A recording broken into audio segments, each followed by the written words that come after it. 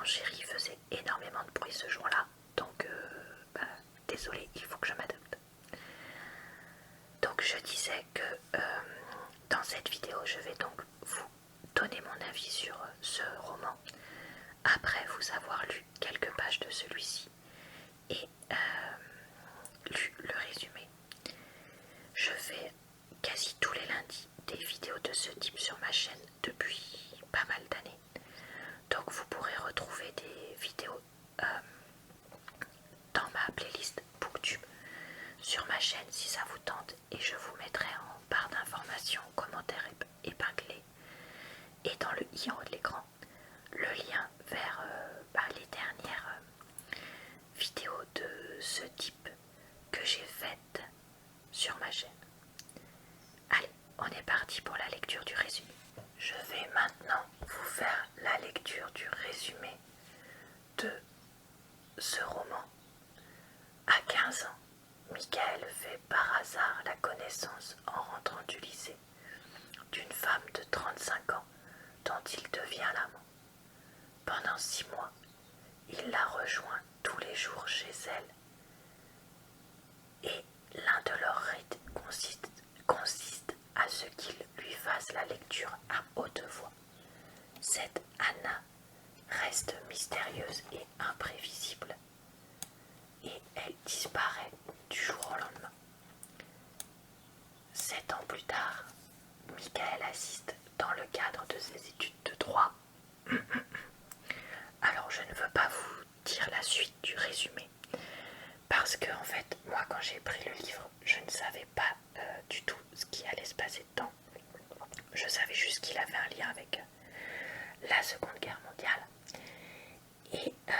et en fait je veux pas vous lire la suite du livre parce qu'il y a du résumé pardon, parce qu'il y a un énorme spoiler, une énorme révélation sur ce qui se passe dedans que moi je ne connaissais pas et que je n'ai pas envie que vous connaissiez avant de lire le livre, si vous voulez être dans le même état de découverte que moi. Donc voilà, je fais le choix de ne pas vous dire ce qu'il y a dedans en entier et de vous laisser la surprise. Passons maintenant à la lecture d'un extrait du roman. Chapitre 1. À 15 ans, j'ai eu la jaunisse. La maladie débuta en automne et se termina au printemps. Plus l'année finissante devenait froide et sombre, plus j'étais faible. C'est seulement avec l'année nouvelle que je remontais la pente.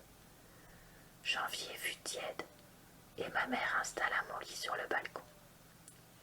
Je voyais le ciel, le soleil, les nuages, et j'entendais les enfants jouer dans la cour. Par un début de soirée de février, j'entendis chanter un merle.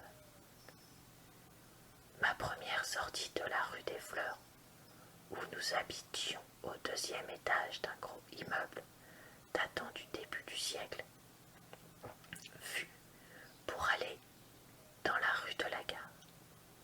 C'est là qu'un matin d'octobre, en rentrant du lycée, j'avais été pris de vomissement.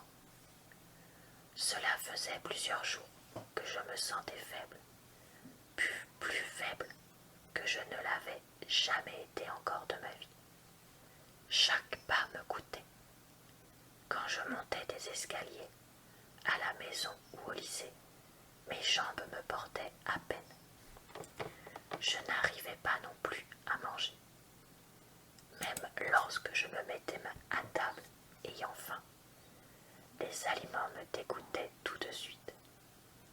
Le matin, je me réveillais la bouche sèche, avec l'impression que, dans mon ventre, les organes pesaient et n'étaient pas à leur place.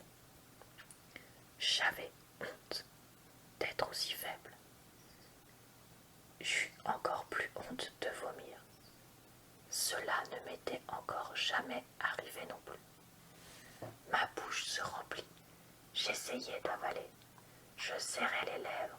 Je plaquais ma main sur ma bouche. Mais ça jaillit et passa entre mes doigts. Alors, prenant appui sur le mur d'un immeuble, Je regardais le vomi à mes pieds en rendant d'éclairs liquides. La femme qui vint à mon aide le fit presque brutalement.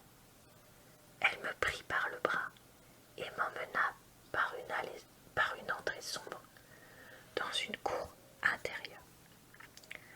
En hauteur d'une fenêtre à l'autre, du linge pendait à des cordes. Des piles de bois étaient entreposées dans la cour. Par la porte béante d'un atelier, une scie hurlait et des copeaux volaient. Près de la porte par laquelle nous étions passés, il y avait un robinet. La femme l'ouvrit, rinça d'abord ma main, puis, prenant l'eau dans le creux de ses mains, m'aspergea la figure. Je m'essuyais avec mon mouchoir. Prends l'autre. 2 seaux étaient posés près du robinet. Elle en prit un et le remplit. Je pris et remplis l'autre, et je retraversai l'entrée derrière elle. D'un grand geste, elle jeta l'eau sur le trottoir. Le flot entraîna le vomi dans le caniveau.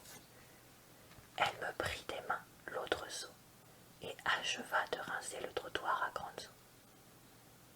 Elle se redressa et vit que je pleurais.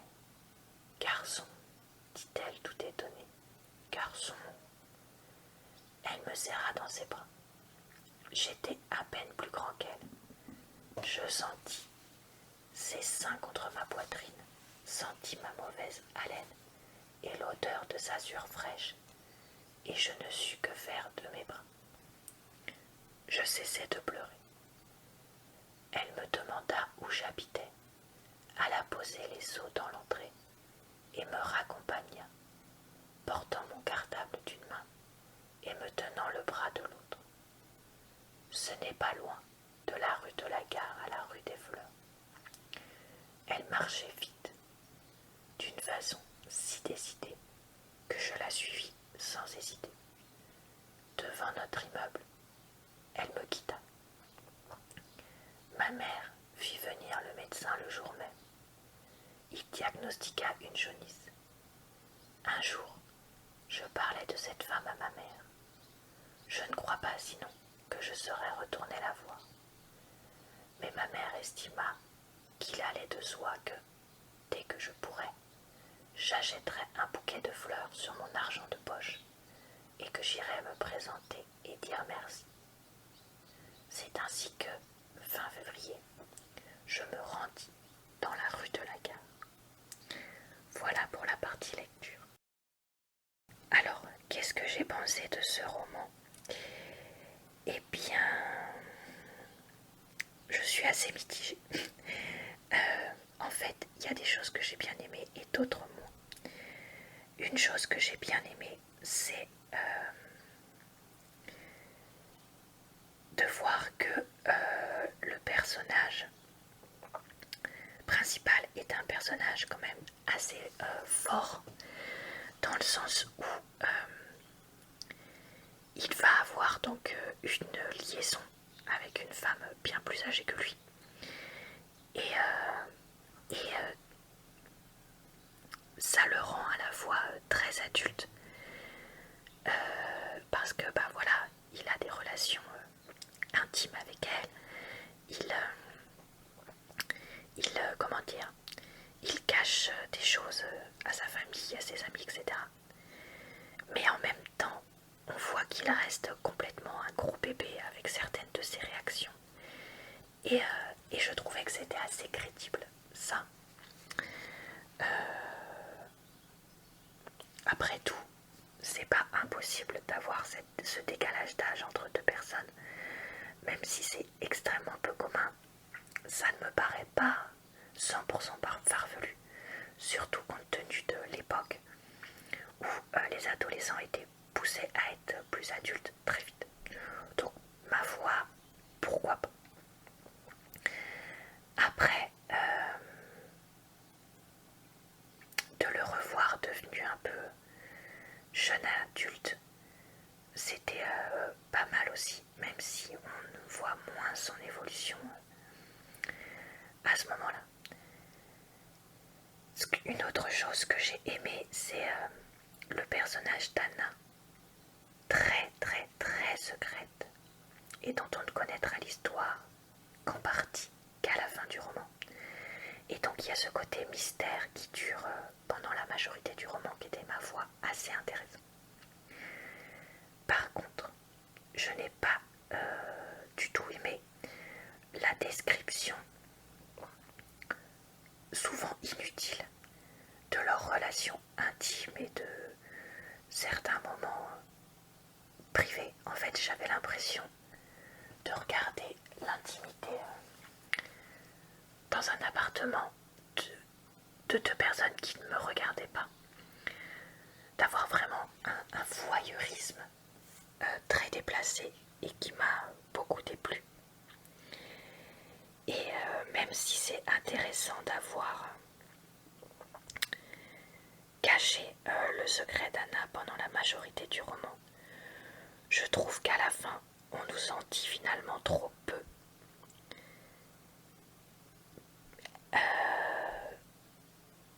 Et j'aurais vraiment trouvé pertinent de rajouter une vingtaine de pages pour en savoir un peu plus sur elle et les choix qu'elle a fait, et pouvoir les comprendre et voir un peu plus son parcours de vie. Parce que voilà, je trouve que la fin est vraiment bâclée et que c'est vraiment triste. Après voilà, c'est un livre triste. Ça par contre je l'ai pas dit, pardon. Et régulièrement pesant. Et si c'est quelque chose qui n'est pas dans votre, comment dire, dans votre humeur du moment, enfin si vous n'êtes pas prêt à écouter ça ou à lire ça, bah attention, parce que c'est vrai que c'est pas forcément évident.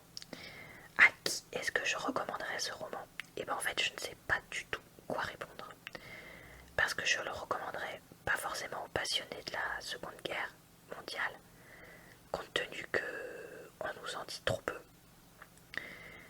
Pas forcément à des adolescents, parce que oui, c'est un adolescent, mais en même temps pas vraiment.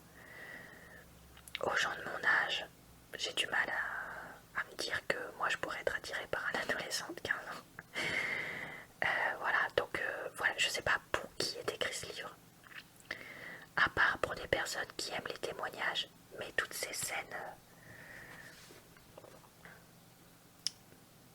d'amour voyeuriste, enfin je sais pas, voilà, toutes ces scènes où on est trop dans l'intimité, mais de façon déplacée, m'ont empêché, moi qui pourtant aime les témoignages, les histoires de vie, d'aimer ce roman-là, malgré le côté qu'il y avait comme ça. Donc voilà, honnêtement, je ne sais pas trop. N'hésitez pas à me dire, vous, en commentaire, si vous savez à qui ce roman est destiné. Parce que voilà, moi, je ne sais point quoi vous dire. Donc voilà pour ça. Et ben écoutez, j'espère que cette vidéo vous a quand même plus relaxé et diverti. J'ai fait donc une série là de livres audio ces derniers mois, mais maintenant je pense que je vais probablement faire un peu une pause de ça et continuer plutôt à vous présenter des livres papier, si je peux dire. Je vous retrouve donc tous les lundis pour des vidéos autour des livres, que ce soit des vidéos booktube ou des vidéos de lecture. Je vous retrouve tous les autres jours, sauf le mercredi sur ma chaîne pour de nouvelles vidéos, et le mercredi sur ma chaîne secondaire pour des nouvelles vidéos sans chuchotement. Je vous souhaite donc une bonne soirée, une bonne nuit ou une bonne journée, et je vous dis à très bientôt dans une prochaine vidéo.